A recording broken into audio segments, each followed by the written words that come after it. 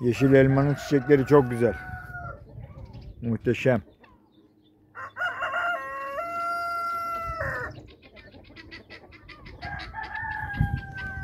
Yanında da naş armudu var, Japon armudu.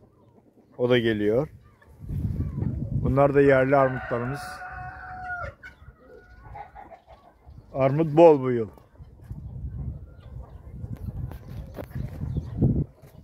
Baya armut oluyor ya.